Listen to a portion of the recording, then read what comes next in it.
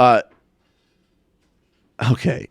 Look, where to begin? I'm just going to say part of the reason that Sam Harris has always bothered me so much is that if you look at the pattern, this is going back several years when I always had a problem with, and now it's become a lot more stark because when you get into race, quote unquote, science, this is a much, that hits most Americans a little bit more viscerally.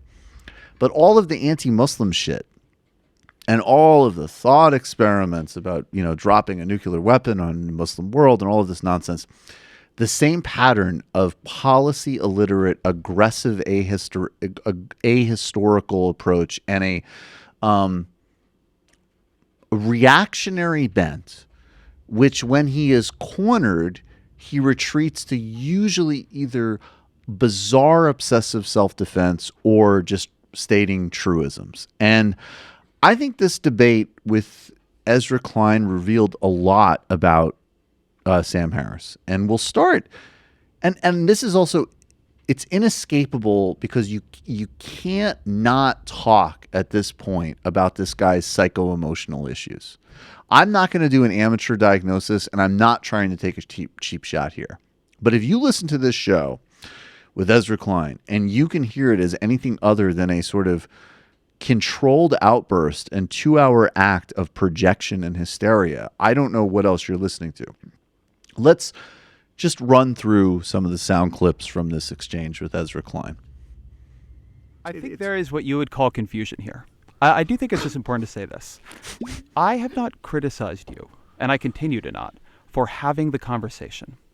I've criticized you for having the conversation without dealing with and separating it out and thinking through the context and the weight of American history on it. Not the weight of American history. The weight of American history is completely irrelevant to... No, it can't possibly be irrelevant on something that even you admit is environmental. The only thing that is relevant... So, yes, but that part of the conversation has been had. You don't have to talk about slavery. You don't have to talk about the specific injustices in the past to have a conversation about the environmental factors that very likely keep people back. So, okay, here what's really interesting, and the reason that we wanted to isolate this is, first of all, that's actually the most honest distillation of Sam Harris's philosophy. And I'm sure that people are going to say it's taken out of context or whatever, but to the extent that we have human context, and you hear that bracketed in how he intervened there. So Sam didn't say, I would be completely fucking delusional to say, and then we clipped it out. Okay? You heard how he said that and then the context in it. So, ironically, the guy is a total idealist and not an empiricist. He literally thinks, and you see this with religion, that abstractions and ideas exist almost in a Platonic form outside of history. During most of the conversation, he's on one hand saying that Charles Murray, who's an incredibly well-compensated and profoundly influential policy entrepreneur, who's written multiple best-selling books, who's won prizes, who's appeared in almost every major news outlet in the country, whose books are reviewed endless times in the New York Times. He's been on everything from ABC News to Bill Maher, that this guy is oppressed because some kids protested him, okay?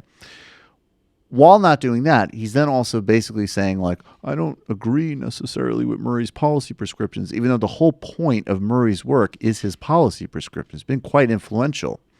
And if you look at the bell curve, he actually literally talks about the policy disincentives that need to be created from having, quote unquote, stupid mothers having children because of this genetic determinism.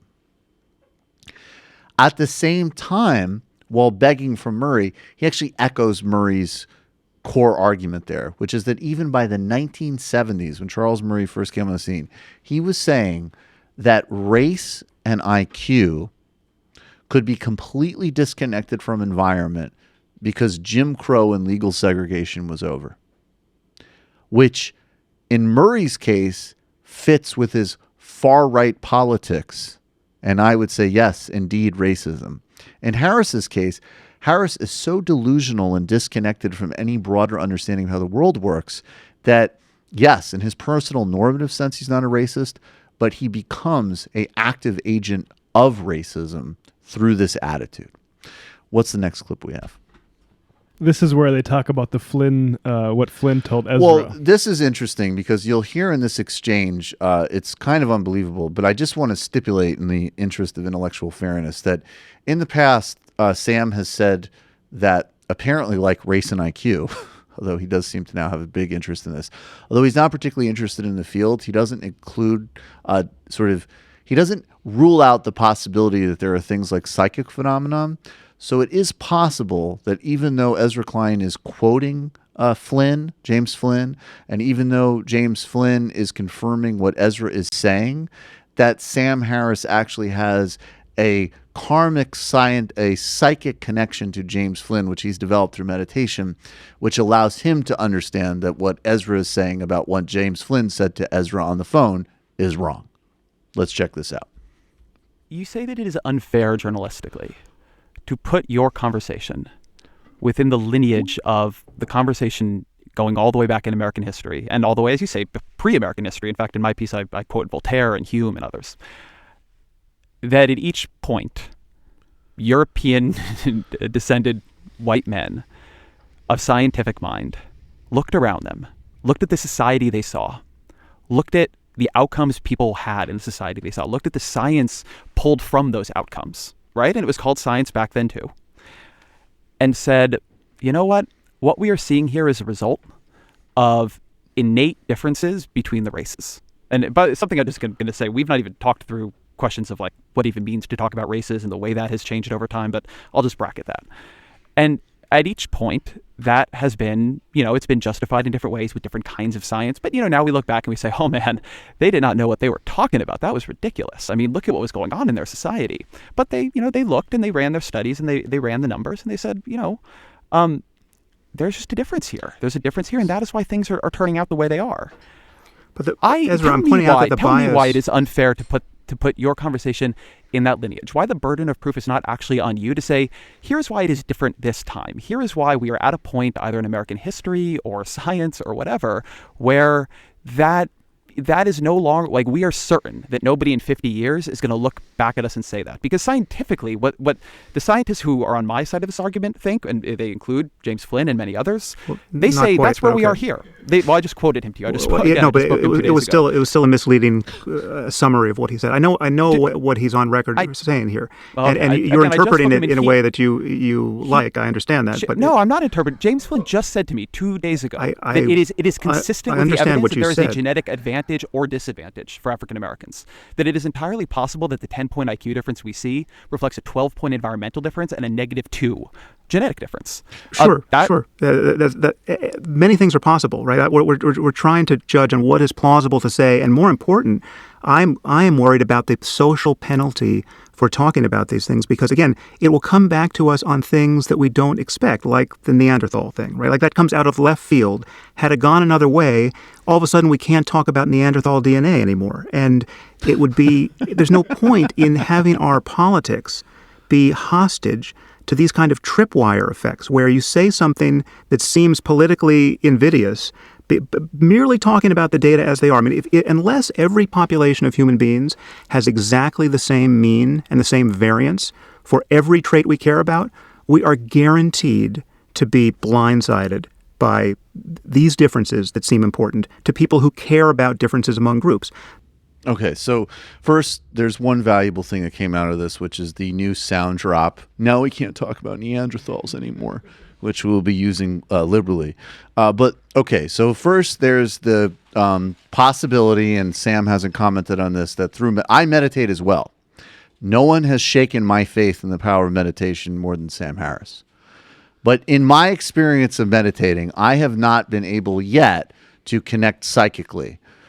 If Sam psychically is connected with James Flynn, that he could read that what he said to Ezra Klein on the phone was wrong, he should immediately publicly release those emails.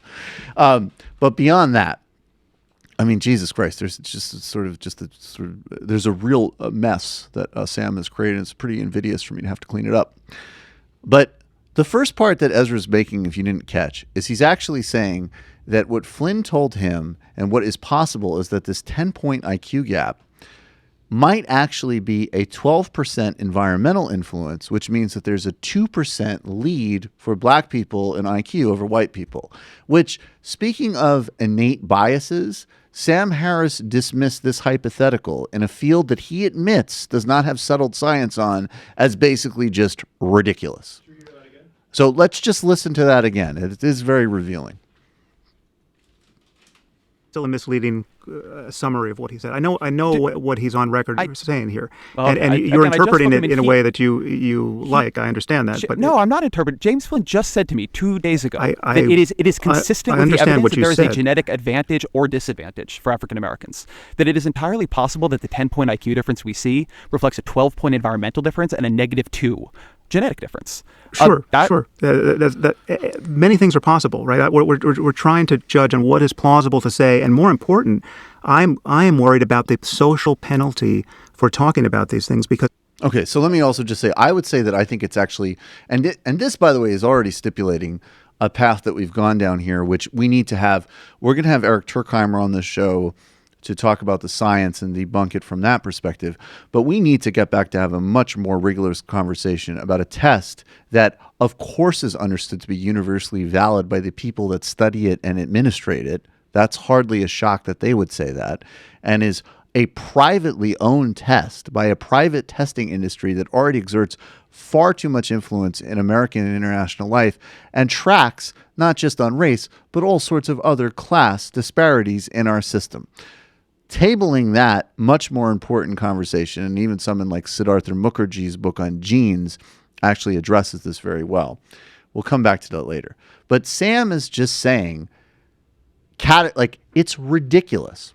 And now my question would be, if we're stipulating that this is such sound science, and a lot of it is genetic, it actually seems to me that it might be possible that if you subjected one population to everything from slavery to mass murder to terrorism to systemic political, economic, job, and employment discrimination legally through at least the 60s, and then continued with social stigmas, cultural stories, which, by the way, Harris and Murray are doing their best to reinforce, to, again, housing, job, discrimination, police interactions, police violence, not to mention lead, other environmental pollutants, which have actually been shown empirically to lower IQ scores, including even down to telling kids to not eat fish because the mercury actually can lower their score as well. It actually strikes me that only a 10-point differential might be just the sort of methodologically interesting question to ask. If the gap is that small, maybe we're talking about just a community that just starts with an innately higher intellectual advantage. I mean, this is, and by the way, that type of subjective musing and speculation about the data is social science. This isn't math. You're always framing data questions. You're always framing studies. Human bias and subjectivity is never impossible to escape, let alone when you're talking about research that exists in the context of the entirety of American history. And then Sam goes back to his real bailiwick, which is, of course, the real aggrieved parties, in a conversation that goes back to the founding crime of America is obviously him and Charles Murray. No one has been more hurt. What's the next? Do we have more? No, that's it. But just to be explicit, because I think there's a certain sort of Sam Harris fan that could watch this segment and think, well, they're still not addressing that. Ezra wanted to talk about all these history things, and Sam Harris just wanted to talk about the data as it is. Right. The important thing is that the data as it is doesn't even say that either. There is nothing in the data that suggests that there's a permanent racial IQ gap, which is what Charles Murray's been going on for 20 years about. And so Longer. Yeah, exactly. So it's absurd that Charles Murray burned a cross when he was a teenager. Part of his research comes from the Pioneer Foundation, which was a eugenicist group and involved research from people who literally did study things like penis size versus brain size, actually, not as a joke. He used this research along with other pseudoscientific theories, and I will say pseudoscientific, to forward reactionary social policies, which not only have not marginalized him, they are our policies. We do have disastrously small spending on welfare and social advancement and social justice. And now we also have the type of immigration policies, which is paid attention to less, but he also called for in the bell curve along with Herrnstein. There's nothing in the science, if we even accept the science, that says that this is permanent and irreversible. Yeah, if we grant the way that he conceives of race and IQ, it's bullshit still. And that's why he talks about Neanderthals, because the current data, Neanderthals in an alternate reality, where it turns out that it's not like Europeans that have some Neanderthal DNA, it's Africans. He suggests that in that hypothetical reality, we would have a PC outrage that maybe he'd have to self-immolate his career over. Yeah, but instead he's jumping the gun on that, like, because he's fundamentally not. Because he's a lunatic. And by the way, if that came out, no one would care. We wouldn't be sitting here in our studio like, oh my God, what are we going to do about the Neanderthal story that was created, that was written up in the back page of the science section of the New York Times, and maybe a handful of white supremacists ran with, and a handful of people on Twitter were offended by. No one gives a fuck. People do give a fuck about the attempt to naturalize racism so as to implement social Darwinism in policy, which the whole time he's saying he disagrees with. You know, at least Charles Murray is coherent in his despicable contributions to human life. I mean, Sam Harris would be a lot more likable, though no less despicable, if he was the reverse, if he was genuinely scientifically sound and a white supremacist. Like if he was just like, the data just doesn't, imagine he's like with Richard Spencer, and he's just like, Richard, I would love to live in a society where I never had to listen to rap music or see basketball again. Okay, that is my normative preference. But if you look at what Nisbet is saying about IQ, the data isn't there. This doesn't account for the Flynn effect. We need to be prepared for the worst case scenario. Okay, let's say disaster. IQ, it's been mapped, and black people are not only athletically superior, they're also intellectually and morally superior. Okay, they're better at solving math problems. What then? Does that mean our commitment to a white ethno-state is any less valid? Of course not. We need to be prepared for these contingencies. That's the more full, honest Sam Harris I would like to see. All of a sudden, we can't talk about Neanderthal DNA anymore. Am I inferior to John von Neumann? Yes. I don't think so, and I don't think you think so. I do. That was Scientific Ezra. data can't be racist. The other fun thing about... I got to remind myself that his cultists are so into people remaining calm at all times. Let me tap into my breathing. Scientific facts can't be racist.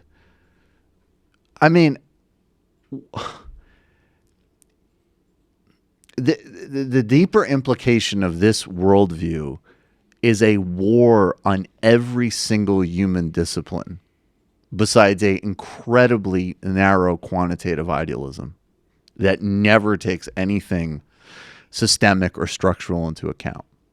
And I have to say, even if you were cool with the dumbing down of the Islam stuff, which we'll get to in a second, and even if the race science stuff, for God's sake, doesn't bother you and disturb you and outrage you intellectually and morally, there's a reason why Silicon Valley robots are interested in this type of thinking.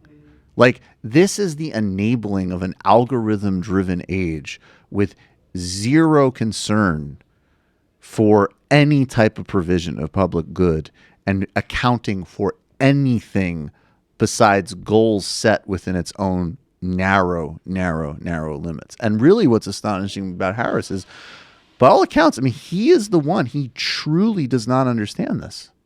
He is totally, he's sincere in all of his whiny bitchitude. He has no clue what he's doing. He didn't blink when Ezra Klein brought up the point where Charles Murray, I can't remember in which book, is it Coming Apart? Or Losing Human Ground? Accomplishment? Where Murray measured human accomplishment by how many column inches black people versus white people got in the Encyclopedia Britannica. Right. So you have, right. You literally have a guy who actually subconsciously, or for whatever reason, gave us all the great favor of being like, lest you were deceived with my intimidating seeming book, which was in fact a racist tract of discredited science analysis and social Darwinism. Here's this book which is like the intellectual project of like a racist retired British gardener. Okay, that's like I'm on a pension, and what I'm going to do is look at the Encyclopedia Britannica and not too much space for the blacks, eh? I'm going to write that up and show that the humans whites accomplished the most. Charles Murray wrote that book, and this gormless motherfucker doesn't take anything from that. In fact, he thinks that he's one of the most oppressed people in America, which, as Ezra says, is a form of identity politics, which is why I say this with some trepidation, because I still cast a very wary eye on Ezra Klein. But him and the whole Vox crew have been going gangbusters on this. And it is written, I'm sure it's has more currency with a certain type of quantitative normie twerp. Look, at this point, if you want to be part of a decent, polite society, you really don't have any excuse to be defending this guy anymore. I mean, it's been the science at the very least is vastly more complicated. And the fact, by the way, that Harris talked, nobody else, by the way, Flynn does not talk in absolutes. And Turkheimer and Nisbet are clear about Murray and Harris's misreadings and dogmatism, but Harris isn't even from this field, which again, even if we're taking that serious, that this is an indisputed field, Harris is not from it. He's read a couple of books and he's asserting that he's in the right. It's dogmatic, fundamentalist, and bizarre. So Ezra Klein, he's paroled from the pyramid, but still with supervision.